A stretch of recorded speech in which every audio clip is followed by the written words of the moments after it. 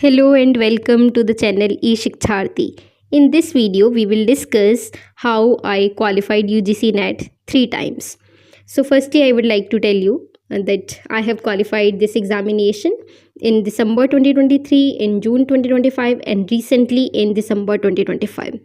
और इन तीनों अटेम्प्ट्स में मेरा जो स्कोर रहा है वो एक एवरेज स्कोर ही रहा है, but in June 2025 I got good score like 210 out of 300 and in first paper specially I got 40 out of 80 questions correct, so I got 80 out of 100 marks, which is a good score. So we will also talk about how I got this score in paper 1 and paper 2 जो मेरा है वो है political science.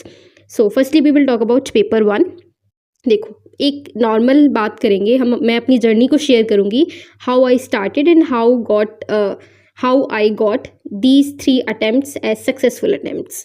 So in December 2023 when first time I have given this examination, उसकी preparation से पहले मैंने जो किया था वो यही किया था, I have viewed the syllabus of UGC net.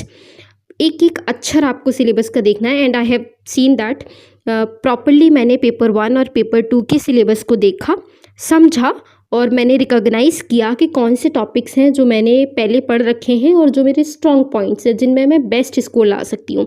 Like I can get maximum marks in math section DI in paper 1 especially, and I am not at good in teaching aptitude, research aptitude जो कि मैंने पहले कभी नहीं पढ़े थे, but time के साथ अब तो इतना पढ़ लिए that I can also get good score in those topics, but पहले ऐसा नहीं था in first attempt. So that is what you can also learn from this कि आपको डरना नहीं है स्टार्टिंग में, when you are starting specially preparing for UGC NET. So देखा मैंने कि कौन से जो टॉपिक्स हैं वो बहुत ही स्ट्रॉन्ग है मेरे और उनमें मैं एक अच्छा स्कोर लेके आ सकती हूँ, और बाकी जो इतने स्ट्रॉन्ग नहीं है उनको एक एवरेज लेवल पे लेके आ सकती हूँ जिससे कि मार्क्स मैक्सिमाइज किए जा सकें. सो that is what I have executed in that attempt and I also got good score in that attempt. I did not remember right now, बहुत टाइम हो गया, बट ऐसे ही आए होंगे 35 से 40 के बीच में ही मेरे क्वेश्चन सही हुए हैं हर अटेम्प्ट में, और 70 से 80 के बीच में ही मेरा एवरेज स्कोर रहा है फर्स्ट पेपर का. जून 2025 में हाईएस्ट था जो कि 80 मार्क्स था. तब तक मेरी अंडरस्टैंडिंग टाइम के साथ अच्छी हो गई about research aptitude, teaching aptitude, and I have also referred the resources which became very useful for me. वो मैंने वीडियोस बनाई हैं. पेपर 1 के कंप्लीट रिसोर्स लिस्ट भी दे रखी है, पेपर 2 की कंप्लीट रिसोर्स लिस्ट भी दे रखी है. You can watch those videos if you want that resource list. So now we will talk about second paper. Political science is my subject and I have completed my graduation and post graduation in the same subject. So जब भी आपका background होता है and specially when आप academically अच्छे perform करते आ रहे हो, then you have a good knowledge about the subject. So वो बहुत ही आपको एक एक्स्ट्रा एज देती है और एक आपको हेल्प मिलती है इस एग्जामिनेशन की प्रिपरेशन में, because as I have told you कि फर्स्ट चीज़ जो मैंने करी वो सिलेबस देखा. तो फर्स्ट पेपर का सिलेबस देख के आई टोल्ड यू कि what I did, and second paper का सिलेबस देख के I become very happy because all these topics match with the subject which we or match with the topics which we refer in graduation and post graduation especially. So उन सब में हमने यानी graduation की सभी सालों में और पोस्ट ग्रेजुएशन की दोनों सालों में हमने पढ़ा होता है यही जो सिलेबस है, कुछ डिफरेंट नहीं होता है. ये इस सिलेबस में बेसिकली कुछ डिफरेंट नहीं है ऐसा. तो वो चीज़ें बहुत हेल्प करती हैं हमेशा.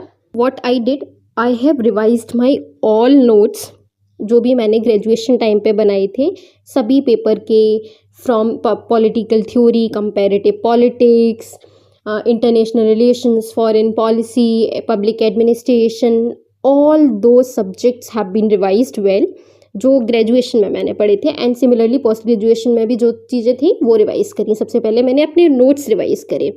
Then what I did, I have started doing PYQs, या सबसे पहले उनको रेफ़र किया. सबसे पहले तो हम उनको कर नहीं पाएंगे ऐसे कि सारे क्वेश्चंस हम अटेम्प्ट करना शुरू करें और सब हमसे हो जाए, नहीं. So you can watch YouTube videos. I also did that कि I have referred some videos. मैंने उनको रिसोर्स लिस्ट में बताया है कहाँ कहाँ से क्या क्या रेफ़र किया है. सो that is how I have made my diary. एक डायरी बनाई मैंने जिसमें प्रॉपरली मैंने 2015 से लेके अभी 2020 5 तक के, जब तक मैंने रिसेंट अटेम्प्ट दिया है तब तक मैं ऐड ऑन करती गई हूँ साथ साथ। स्टार्टिंग से मैंने उस डायरी को मेंटेन करके रखा, उसमें सारे PYQs लिखे, एक एक क्वेश्चन लिखा और एक एक ऑप्शन से जो क्वेश्चन बन सकता था, जो सीख सकते थे हम, वो सब लिखा। Leave me that diary is filled.